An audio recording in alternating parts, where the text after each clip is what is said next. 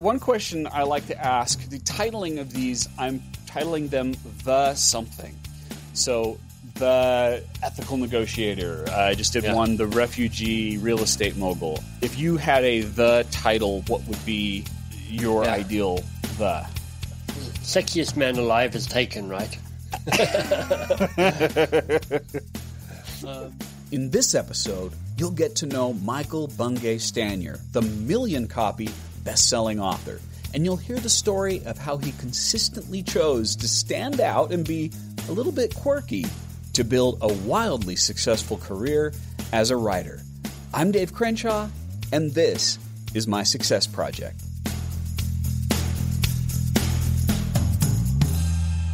Welcome back to the Dave Crenshaw Success Project. This is the show where I'm teaching my children how to be successful through the life stories of others, but you get to come along for the ride. And just in case it's your first time here, I am Dave Crenshaw. I'm a best-selling author, and I speak around the world to Fortune 500 companies. I've also taught millions of people how to be successful through my online courses on places like LinkedIn Learning. And I'm a husband and a father of 3.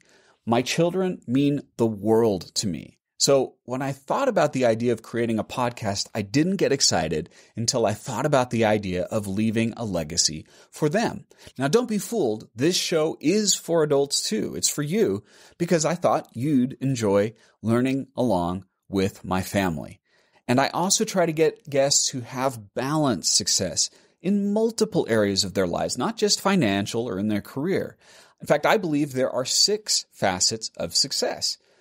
Think about how you're doing in each of these 6 areas: relationships, health, your profession or your career, money, a cause, as in a charitable cause, and fun, enjoying the success that you're having. If you can have success in all of those areas, you have multifaceted success, and that shines like a diamond. That's the kind of success I want to help my children, my family, and help you find. And that's what the Success Project is all about. As you go through this episode, I want you to do one thing and do it for yourself. Look for one action you can take. In other words, as you hear the story of Michael Bungay-Stanier, listen for something that you can do today, this week, so that you make what you hear from him a part of your life. And today's guest is someone you're going to want to keep with you forever. Michael Bungay-Stanier, known to his friends as MBS, is the author of 6 books, which between them have sold more than 1 million copies.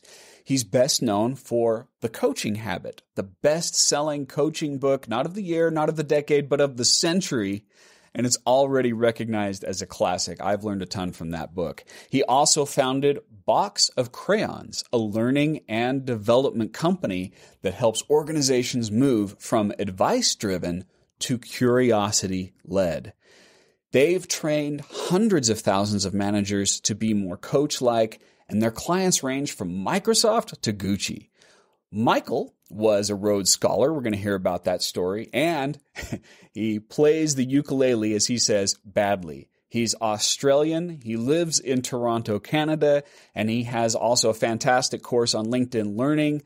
Please welcome the curious coach, Michael Bungay-Stanier. Dave, I'm super flattered to be asked. Thank you. And you are always traveling around the world. Where are we reaching you right now? Where are you at? I'm in my home little office in Toronto, Canada. I'm Australian by birth, lived in England for a while, in the States for a while.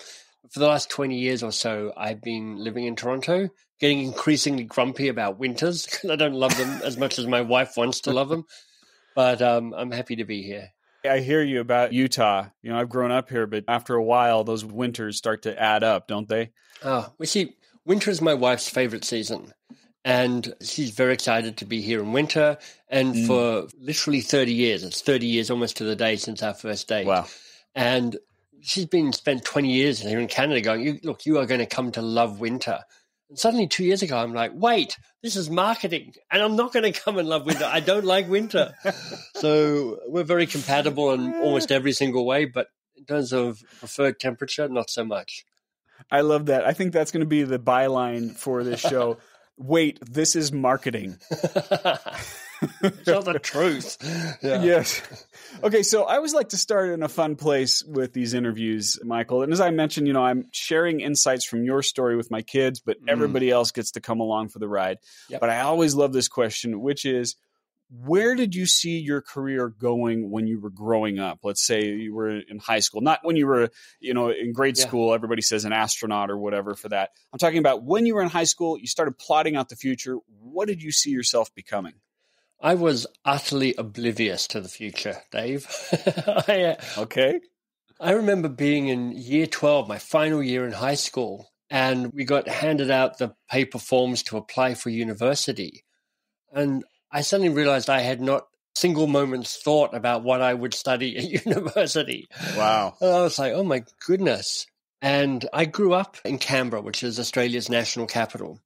Okay. And it is a city that was built in the 1920s because Sydney and Melbourne, the two big cities in Australia, were kind of fighting over who would become the capital of Australia. And they couldn't come to a decision, so they decided to build Canberra in the middle. So it's a kind of artificially built city. And there's a lot of space in Australia, too, to build something like exactly. that. Right? It's built on sheep paddocks, as we would say, sheep fields and limestone plains. And Canberra is very much a government town. It is full of people who are civil servants, public servants. And my parents were both of that. And so I grew up just expecting that I would do that because I didn't have any role models to do anything else. So get a job in the government and have a 40-year career and hopefully get promoted and at 65 or something retire. And it actually took the good luck of me winning a Rhodes Scholarship that disrupted that and got me going to England and just took me down a whole different path. But I had not a single idea of what I would be when I grew up, when I was in high school. Okay, so you said something there that I got to latch on to. You said the good luck of a Rhodes Scholarship. There's a lot more than luck going into something that. And for those who are not familiar with a Rhodes Scholarship, can you explain what that is? Yeah, you should think of us as the chosen ones, the brightest, most brilliant, best-looking people you're ever likely to meet. Not all of us. I'm the exception to that rule, but many of us are like that. So a Rhodes Scholarship started by Cecil Rhodes, the same guy who gave his name to Rhodesia, now Zimbabwe. He made his fortune mining diamonds in Rhodesia, and his legacy is really the scholarship. And it is really meant to try and select future leaders, people who are smart and sporting and contribute to their communities at university level to come and do another university degree at Oxford, whether that's another BA, an undergraduate degree, or a master's or a PhD. Okay, so a second degree at Oxford. It's always going to be a second degree, yeah. Okay, very interesting. So I didn't know that. Yeah, so my dad grew up in Oxford and went to Oxford in part because he was a local boy. And when I was 14, my Latin teacher, because I studied Latin painfully for 6 years, Mr. Lennox said, "So what are you doing after high school?" And I went, "Well, I think I'm going to go study at Oxford University." And he raised his eyebrow, and only because I didn't even know what that meant, but that's where my dad went. And I was like, well, sure. he's a good guy. I'll follow in his footsteps. And Mr. Lennox said, "Well, you'll need to win a Rhodes Scholarship." And I was like, noted. And I actually then started doing things that would make it more likely rather than less likely that I would win a Rhodes Scholarship. So I captained teams and I was a prefect and I did this and I did that and I did the same through university. And so I applied in my, I think, third or fourth year at university in Australia. And I was excited and I went in and I checked out the process and a woman behind the desk went, "You apply, everybody gets a first round interview and then we get it down to a short list and then we kind of decide that the two people who win the scholarship." Great. So I filled out my application. I was pretty cocky. I thought, I'm in with a chance. And I got a letter back. I didn't even get an interview in the first round. Okay. Somewhat depressing because the woman had said everybody gets an interview. I was like, okay, so I was literally the worst applicant of everybody who applied. So no problem. And so I went away and licked my wounds for a bit. And then 2 years later, with a little more focus and a little more craft and a little more wisdom, I reapplied. And so many times I almost snatched defeat from the jaws of victory, Dave. I mean, literally the day before we all went and had dinner at Parliament House. It's like going to have dinner in the White House in the US. It's a big deal. So we all get taken in. It's a bit of a nightmare because there's the 10 people on the selection panel and the 10 people on the short list. And so, of course, all of us on the short list, we're all trying to be marvelously entertaining and super wide. There's this performative aspect to dinner, which was excruciating. Look at me. I'm great. Exactly. But in a kind of in a relaxed way. You can't overplay it, but you have to try and it's like being voted off the island. I mean, it's competitive. And I was like, I'm just got not a chance. These are all very brilliant people. So I thought to myself, what I'm going to do is I'm going to steal a teaspoon from Parliament House, and it'll be my little trophy of my time when I attempted to get a Rhodes Scholarship. Anyway, I forgot. I meant to slip it into my top pocket, but I forgot, which turned out to be a good thing because when you leave Parliament House, you walk through metal detectors. Yes. and I would have been like, I was wondering about that. Yeah, that makes sense. I would have been disqualified for being a kleptomaniac. And a series of things. But I played a big card, Dave. Everybody else who was on the short list came in full on respectability. Blue suits, white shirts, pearls for the women, red ties for the men. And I was like, okay, I need to differentiate myself from what's going on here. So I had long blonde hair. I had multiple earrings. I had a pink and purple tie-dye tie.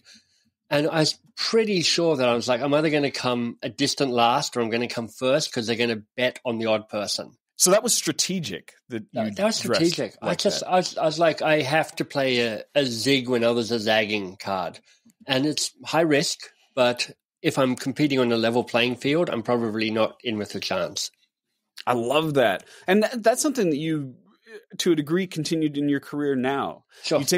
When I'm like, I'm interviewing MBS, I thought I better not wear much more than a T-shirt because I can't be dressed up in my sartorial splendor. Exactly. And you're wearing your normal three-piece tweed suit. What you're wearing. Yeah. Right. They're like, you usually wear some sort of a version of a Hawaiian shirt is how I perceive it.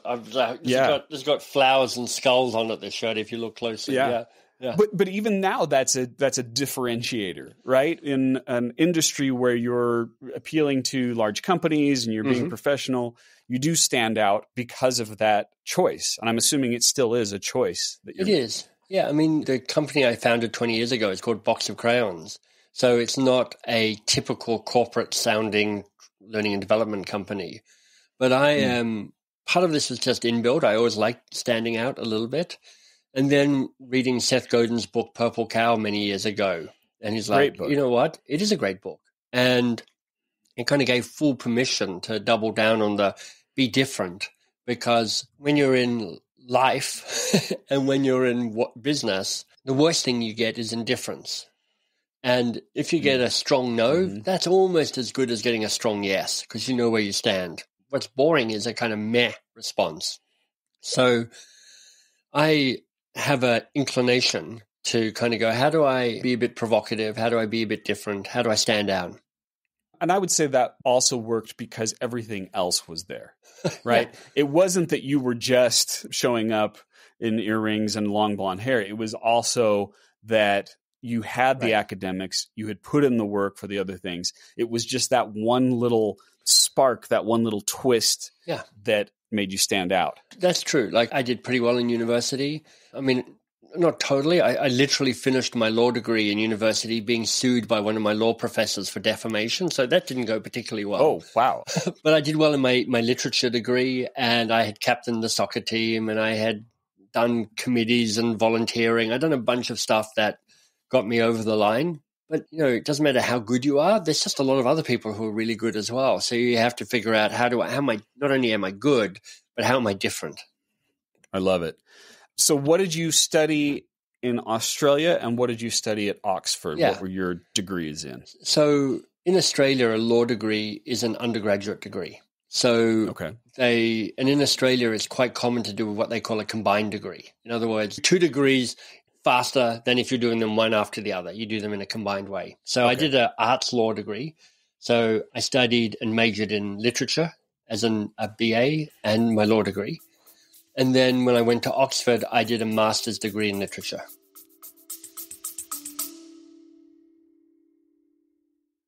No matter what your career is, your foundation of success begins with one thing: effective time management. And thanks to the generosity of Microsoft, you can get my entire course, Time Management Fundamentals, for free on LinkedIn Learning. Go to davegift.com to get your free access now. This is the course that millions around the world have used to become more productive and reduce stress. Everyone from Fortune 500 executives to freelancers to students. Now, it's the same coaching I've provided in person for tens of thousands of dollars per day, but you can get it for free on LinkedIn Learning. You don't need to provide anything to access it. No credit card, no email. Just go to davegift.com and start learning. Thank you so much, Microsoft and LinkedIn Learning, for your partnership. davegift.com. Okay, so it really was focused on writing literature. Was it intended to be what you ended up now? I mean, I come to the end of my 8 years at university, which were mostly fun. And so I'm now 24, and I still have not the slightest idea of what I want to do with my life. I now have to actually get a job, and I'm like, I'm not sure. At Oxford, I was being headhunted by McKinsey, a big consulting company, because they always headhunt all the Rhodes scholars. So I went for that, and I was like, I think I'd be terrible at that, and it looks a bit soul-sucking. And I applied to join an advertising agency because I'm like, maybe they're wild and crazy. And I tried to get a job there, and I didn't get a job. I didn't pass the test. And I actually lurched into a brand new startup company that specialized in innovation. I didn't even know what innovation was. And they weren't that good at explaining it either. But I was like, I like the vibe of these guys. They're interesting and they're different. What does that mean, the vibe? What parts of that appealed to you? Well, I can explain that better in retrospect. The two guys who founded this company were both ex-Unilever people. Now, Unilever is one of the big companies in the world, like a Procter & Gamble, that produce a lot of the consumer goods that we're familiar with, everything from food to detergent and so on. And when they founded this company, one of their key motives was, whatever business as usual is, let's not do that. And I was wired to kind of go, whatever. I don't even know what business as usual is, but I'm pretty sure I don't want it. So that sounds like the story that you just told us, right? Right, exactly. So they're going against the grain. Going against the grain. So when I walked in and I've got handmade clothes and still blonde hair and earrings and they're like, you're weird and you're smart, so let's hire you and we'll see how it goes. So I spent 6 years running focus groups with consumers to find out and figure out what they next wanted in a particular category. So literally, this is a small glimpse. I travel up to Scotland. People from Scotland eat more soup than anybody else does in the United Kingdom. I sit in a circle with 10 Scottish women, and I try and understand what their relationship is with soup. And I show them a whole bunch of new ideas that soups we could invent for Kraft Heinz. And then I come back to London and I write up a presentation. I say to Heinz, these are the new soups that you should launch next year. So a great process. I love doing it. But then I was like, I do not want my legacy to be a new range of soup. That's not meaningful work for me. So there are a couple of things about that story that I want to highlight for someone listening to this. Number one was finding a culture fit. So you were going to a place where you fit in and felt comfortable. And I think a lot of people go to a company because of the pay or the prestige or whatever it is, not understanding that it's really about who you are that matters.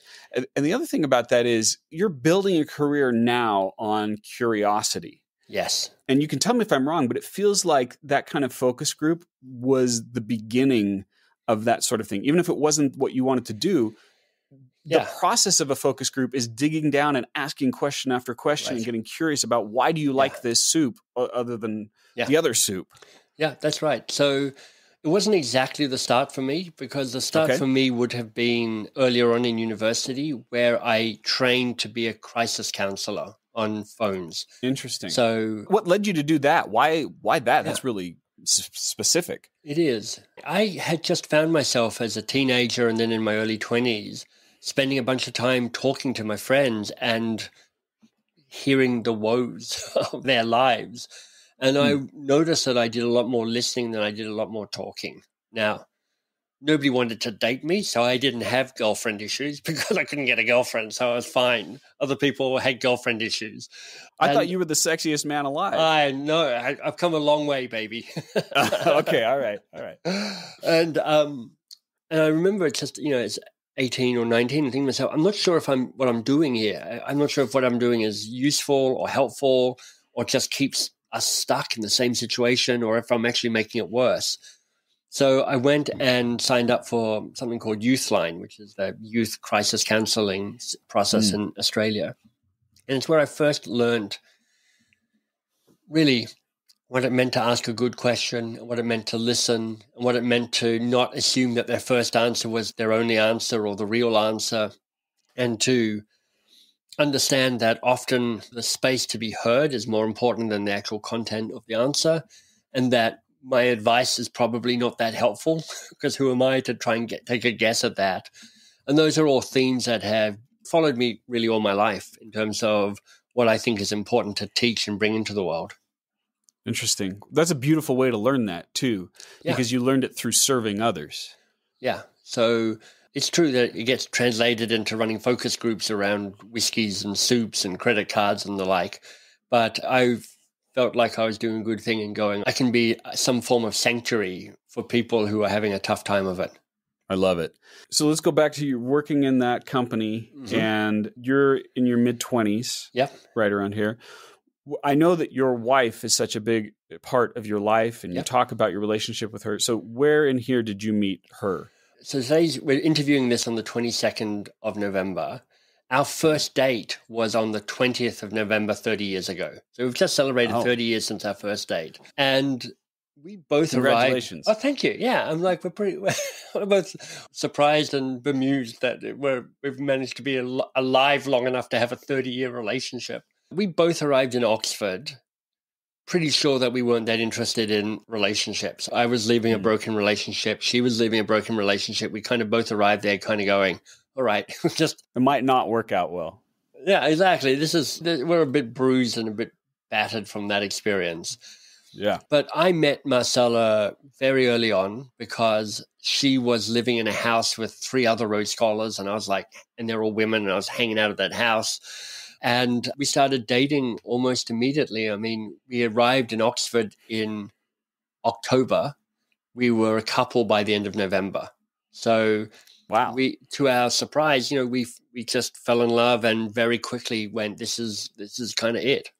So I'm asking that question because I have found in my life that certainly the most important decision that I made, not just for my life, but also with my career and everything that's happened, came down to the woman that I met and ultimately married. And we've now been, our 21st wedding anniversary was this year, and we probably were together a couple of years before that. Yeah. So what impact has that relationship had in not just your life, but your career? Well, there's a bunch of tactical things I could mention in terms of how it's helped my career. I mean, Marcella is my first reader of all the books that I write, and she's the most fearless giver of feedback. And by fearless, I mean brutal. But, she's like, she likes to pick up a red pen and plunge it repeatedly through my heart when I show her this tender offering. And we worked together for a while in Boxer Crayons. So it's like six or 7 years where we worked. And so she helped grow the company and helped me be the leader of that company. But I would say all of those are secondary from the sense of great contentment I have in being married and that I'm happy and that I feel she is 100% at my back.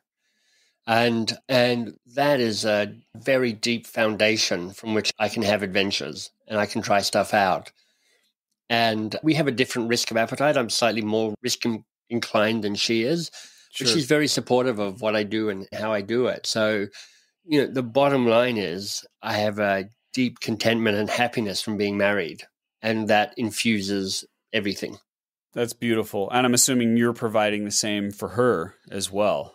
Well, somebody said, it's a good marriage when if you ask each of the people in the marriage who's getting the most out of it, they go, I am. So in my marriage, I go, I think I'm getting the most out of this. And I'm not sure exactly what my seller's answer is. I wouldn't want to presume, but I think she might say she's getting the most out of it. So we both feel like we're getting a really good deal out of this particular beautiful contract. Another way that I've heard that phrased is, the secret to success is making sure that the other person is your top priority. Yeah. And when you've got two people working together that way, then you always feel supported. Yeah. But both directions. As much as, with all of this stuff, it's just also worth acknowledging the luck involved, because we've lived in England and then Boston and then Toronto. We've had different careers. I've had different iterations of the work that I do. And if you get together as a couple and you start off, 1 degree misaligned around something important, after 30 years, there's a big gap between you. And we've had the good luck and it is luck, to have our relationships adapt to each other so that we keep coming back to each other in terms of who we are and what we think is important. So when you say it's luck, though, that implies that there isn't work involved. No, it's not meant to imply that there's not work involved. There is work involved. Okay. But I think of people I know who are relationships that are two really good people who have loved each other and who have worked hard at their relationship, and they have drifted apart because of just the way the world plays out for them. And I'm saying this out loud because there's a way that an end of a relationship can feel like a failure, and a personal failure, like I didn't do the work, or I wasn't the right person, or they didn't do the work. And sometimes you just get unlucky in that you end up on two different paths that pull you apart. I like that. It's a balance of both. Yeah, right? Sure. It's no doubt it is work. It's not just luck. It's work. Yeah. But I do think it's like The Coaching Habit being a huge selling book. A lot of work, a lot of effort, a lot of strategizing, whole bunch of luck involved in selling over 1 million copies. I think about my relationship, and I think that part of the reason why it's worked for us is that we just genuinely like each other. Right. Everybody talks about love, which is important, but for us, it began, we are just friends. Yeah. I would rather hang out with her than any other person in the world. Exactly. Yeah. And then that makes everything else, even when you have to do the work, a lot easier. Indeed. It's miraculous. 30 years on, Marcella still laughs at the same 7 jokes that I have. That's probably Stockholm Syndrome, so that's something else. But still, it's all fine, sure. Yeah. Okay, so let's now go back to the career. Yeah. Talk to me about the transition to what you do now, which is you're an online guru, you're an author that's well-respected, you build these companies. You're reaching millions of people around the world. So how did you make that transition to the beginning of that? Well, I got fired. In short, beautiful. Yeah, in short, what happened was, so I worked at this innovation company for 6 or 7 years, and then went, you know what? We have not successfully really launched anything of any significance. What is going on with that? So I joined a consulting firm where I got to learn about how organizations work, because I was trying, our good ideas would keep going into organizations and dying. So I'm like, let me figure this out. And with that consulting firm, we went from London to Boston. They opened up a new office in Boston. We had a miserable time in Boston because they didn't know what they were doing and I didn't know what I was doing. And our main client abandoned us about 10 days after we arrived in Boston. So we struggled for 3 years. And eventually I left to go up to Toronto. And I'd found a consulting job up in Toronto. I'd never been there before, but I got a job. And so I was like, okay, this is great. And we'll head off and I'll kind of carry on my consulting career. We had tickets to fly out of Boston on 9/11, so 21 years ago or thereabouts. So that had its own complications, of course, around us leaving and crossing the border.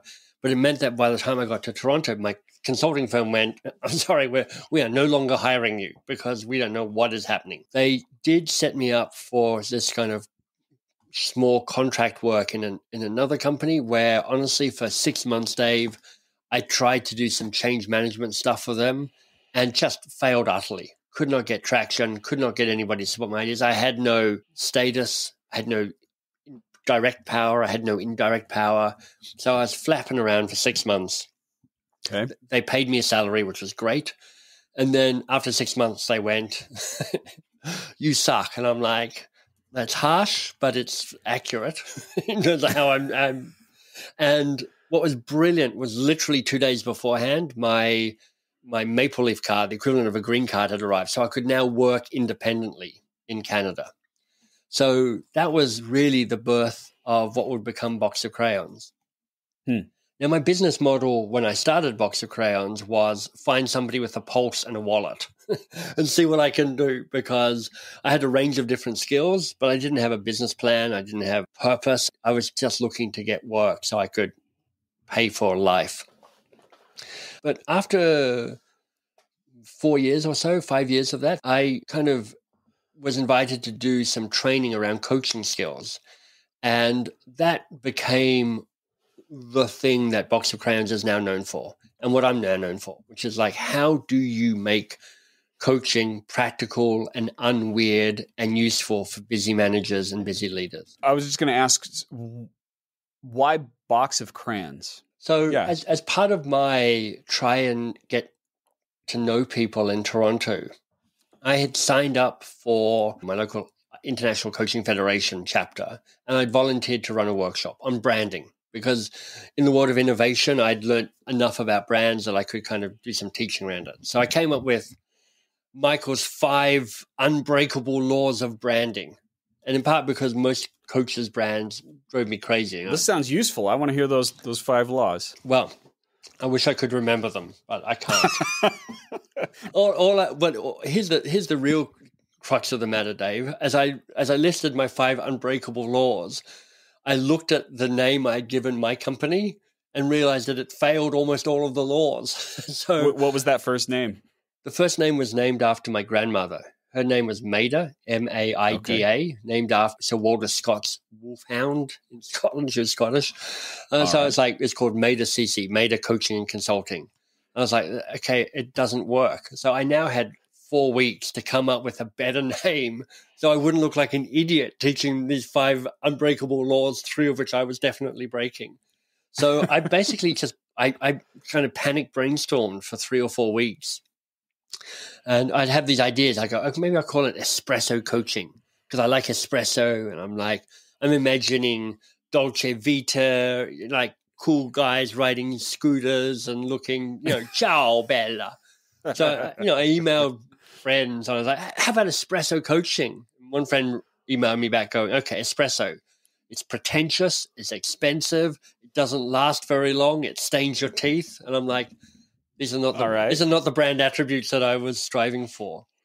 So I'm sitting on a train going somewhere, and I'm thinking, who do I like to serve?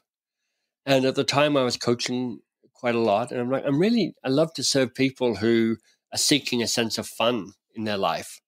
And in that moment, Box of Crayons popped into my head, and I'm like, that's a good name. And that was the moment. So staying in the ambiguity for a long time, Box of Crayons showed up, and I was like, that is cool, and it's different and playful, and it can have a range of different meanings.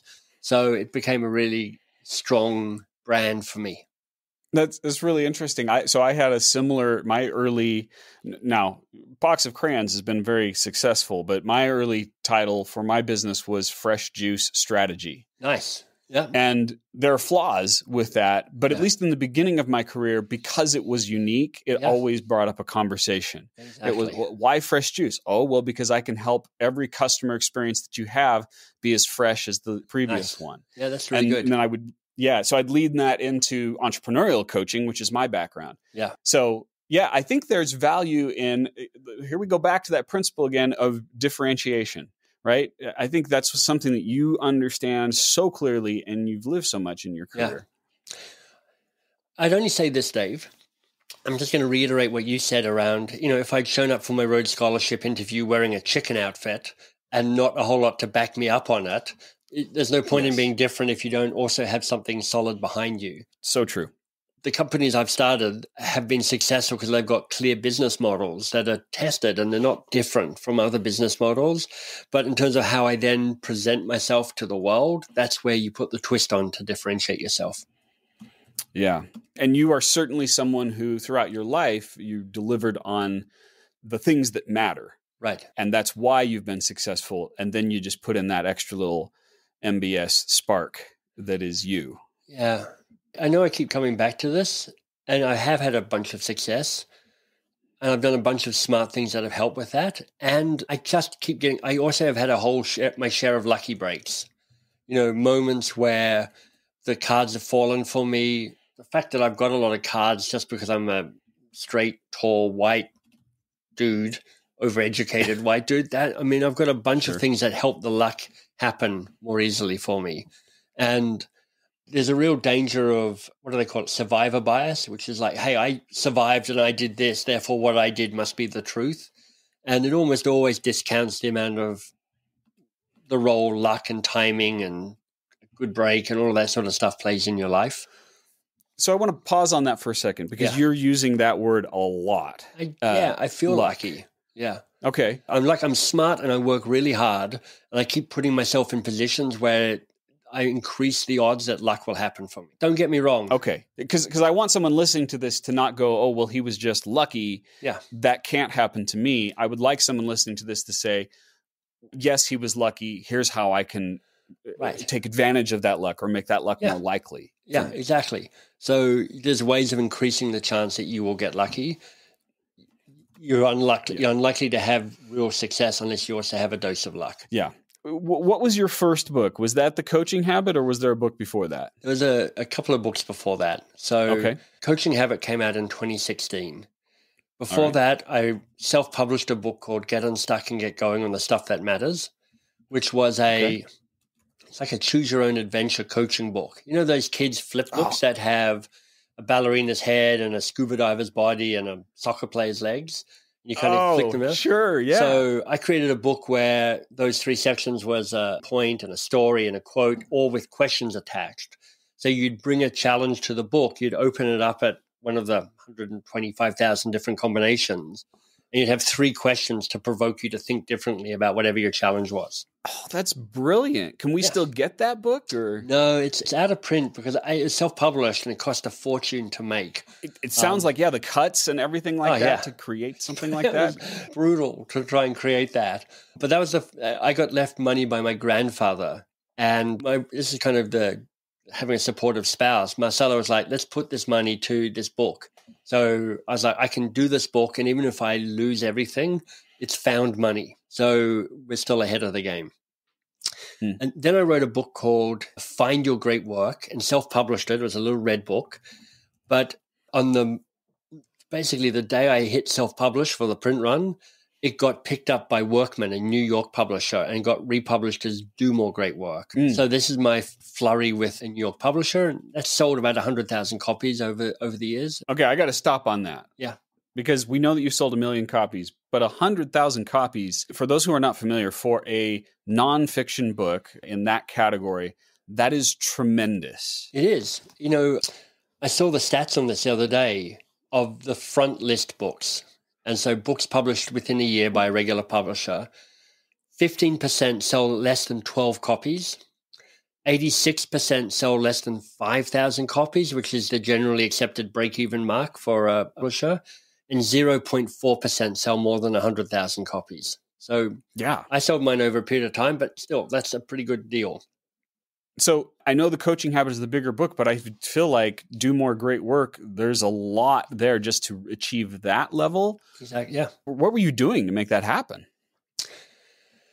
Well, I had a mailing list, so I got people to buy it. And in those days, newsletters were less common, and mailing lists were more loyal, and everybody was no social media, so everybody was less crowded.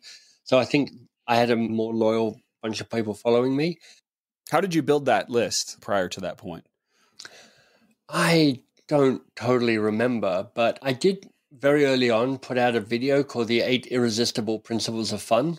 Still, you can Google that and you can still find it. It feels a bit slow and antiquated now, but that went viral. That had some millions of people watching it before YouTube, unfortunately. So I don't have those great video stats. And that brought a lot of people to the newsletter. But what's interesting, Dave, is, and this is part of the origin story of The Coaching Habit, is having had this success or, solid B-list success with Do More Great Work, I then spent 5 years pitching workmen to publish The Coaching Habit.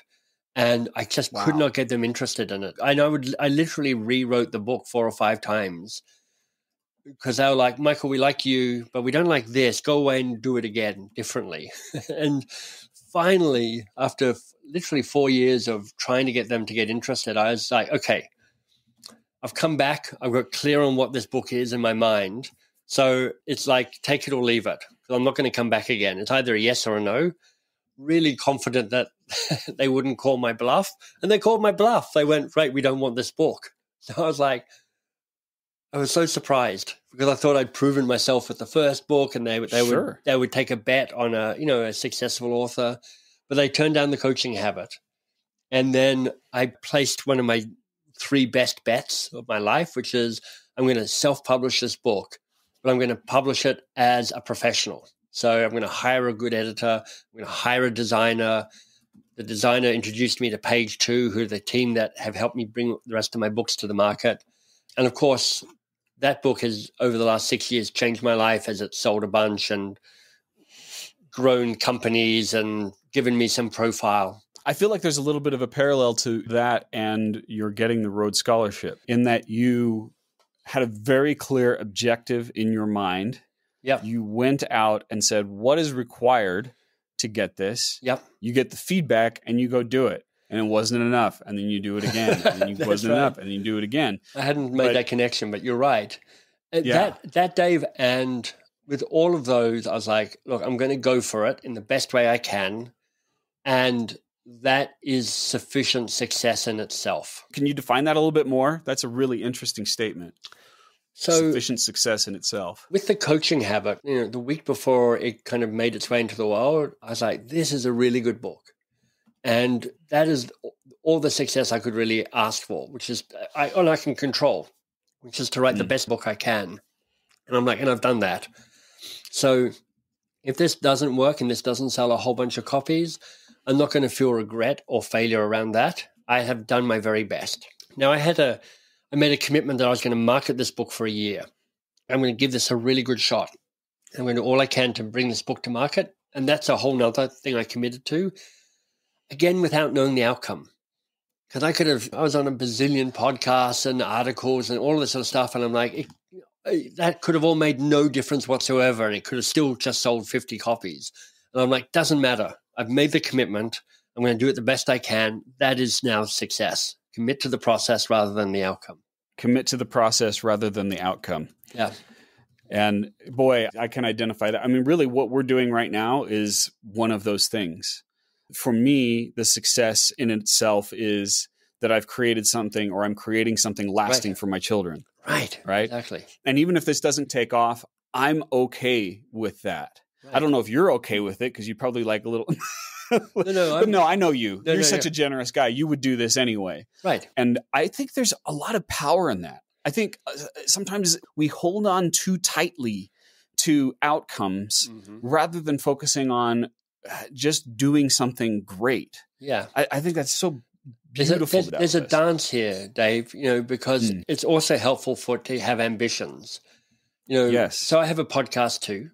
It's called 2 Pages with MBS. And in the last book I published called How to Begin, I talk about my goal for it being to have 10,000 listeners per episode. Now, it's been going for nearly 3 years, and it's at maybe 1,000 listeners per episode for the good episodes. There's plenty that aren't 1,000.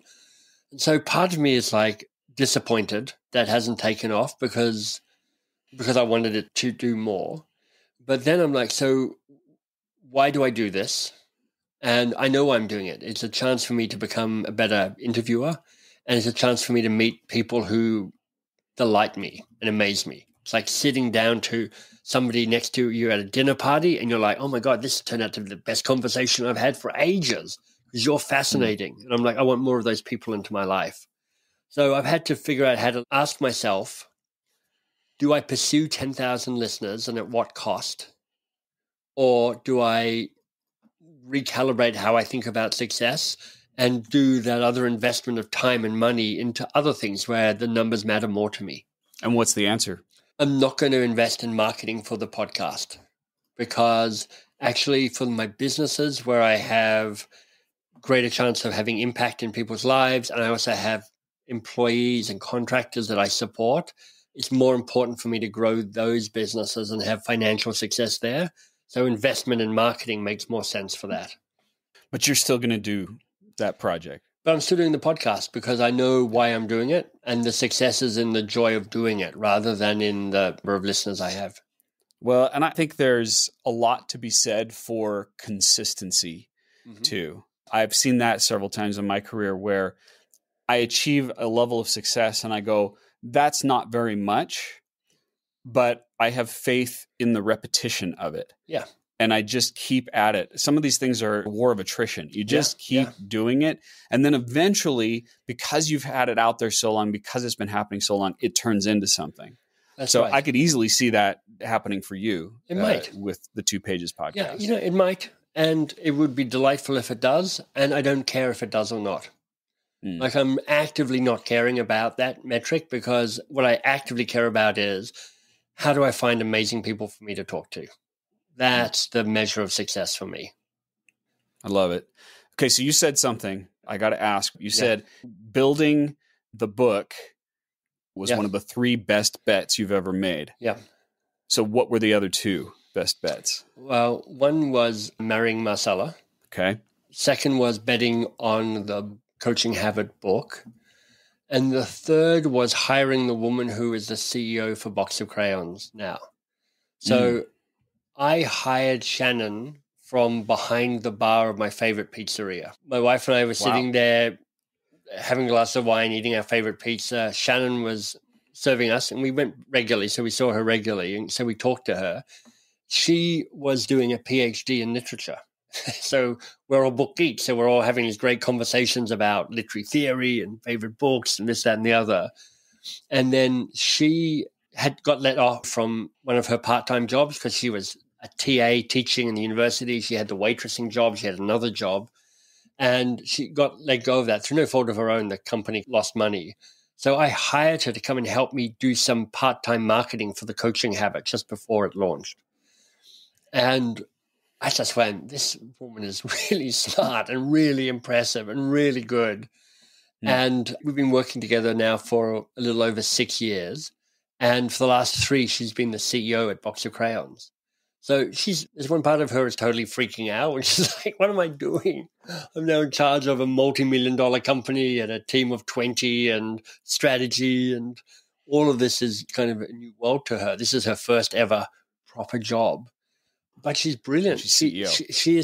She's just CEO caliber in a way that I could only dream of, except I wouldn't because I don't want to be a CEO. I'm not wired that way, and it's not my strength. But oh my God, she's a better CEO than I ever was and I ever will be. And kind of betting on her and figuring out what it takes for this to become her company to lead rather than her managing my company has been a bunch of work and a big bet and a really great bet. I love it. I'm guessing one of the things that I teach to companies that are hiring is I talk about hiring for traits versus skills. Yeah. All too often we look at the resume of someone and say, well, they've had this experience before. They've been a CEO. That's why they'll be great. But It sounds like you did exactly that, right? You found someone and you just said, she's got the right things, the right traits. She doesn't have the experience, but she can learn that. Yeah. Yeah, I hired her for traits, which is like, I think you're a hard worker and you're smart and you can manage running a marketing campaign, which she could. And then I promoted her on traits, which is you have the capacity, you have a way of thinking that is rare and beautiful and something that great CEOs have, the ability to see patterns, the ability to figure out where the soft spot is and put a finger on it and go, we need to fix this. She's got all of that. Yeah. That's wonderful. What's next? Is it more of 2 pages or is there something else that's on your radar? Well, I wrote a book called How to Begin, and it's about how do you set a worthy goal, something that's thrilling and important and daunting for you. And I talk about 3 different types of lenses into your worthy goal. One can be about project. What are you building or launching or starting? One can be about relationships to people. Who are you in relationship to this other person, and how do you want that to shift? And the third of the P's, projects, people, is patterns, which is who are you and how do you want to change and evolve? And what I'm trying to be is I'm trying to be a writer. I'm already an author because I've published a bunch of books, but a writer builds a life around writing, around the input, around the discipline, around the consistency. And at the moment, I write books around the edges of other stuff that I do rather than make it front and center. So, in a practical sense, I've got a new book coming out in June next year. On Sunday, sent the final draft off to the copy editor. But the biggest shift is to kind of shift my identity to become a writer and then write a book or two a year. I've got 3 or 4 good ideas for books. And so I'm like, how do I bring those into the world over the next 2 or 3 years? Oh, that's impressive. It's a lot. It is a lot. To write a couple of books a year. Yeah. But you love it. I love it in bits. And I love it. I mean, there's bits of it that are miserable, but I like the overall idea of bringing my best work into the world as a book, for sure. Beautiful. All right. So here's the moment in the interview where I like to have a few summaries. All right. And then, because to me, it's not about just learning from you, although there's a lot to that. To me, it's about what we do as a result of what we heard. And so everyone listening to this, they may have had 10 or 12 different ideas. And I'm going to encourage everyone to pick one thing to do so that you make Michael a part of your life. So I'm going to give a few options to choose from. And then if you'd like to add 1 or 2 at the end, I'd appreciate that. So the first thing, and this we see this several times throughout MBS's career, the differentiation. Find a way to stand out and be different, whether that's the shirts that you wear or, having long hair and earrings with that, or the names that you choose. Yeah. You've got to have everything else solid. Yeah. You got to have the fundamentals there, but then add just a little something to it. And maybe someone listening has got a project they're working on, and you can ask yourself, how can I differentiate it just a little bit, make it stand out? The second thing that I wrote down, and this is in general, we didn't dive into it too much, but I just know this about you and your process. The first answer is not the right answer. It's not the only answer. Yeah. Dig deeper. Be more curious. So in a conversation that you have with someone, maybe it's a difficult thing that you're approaching and you got to work through it with them. Keep asking questions. I know, Michael, you say stay curious longer. Yeah. And I want people to take that away. And then the third one, I saw this a few times. Consider if a partnership will help you succeed in anything you do. You have a partnership with your wife. I know that that's more than academic or career-oriented, but that partnership helped you succeed. Sure. You have a partnership with your publisher. Yep. They kept pushing you to do better with the coaching habit. That's right. And that partnership led to success. And then you mentioned the partnership with your CEO of 3 years and how that was such a great choice. That's 2 of your great bets, right? And I've had a bunch of bad partnerships, Dave. It's really important to acknowledge that kind of the ones that have been mediocre or disappointing or actively broken.